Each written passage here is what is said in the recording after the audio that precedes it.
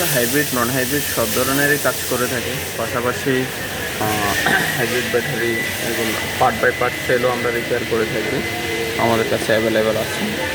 এটা হচ্ছে sunroof motor, এটা আমরা রিপেয়ার করতেছি অলরেডি।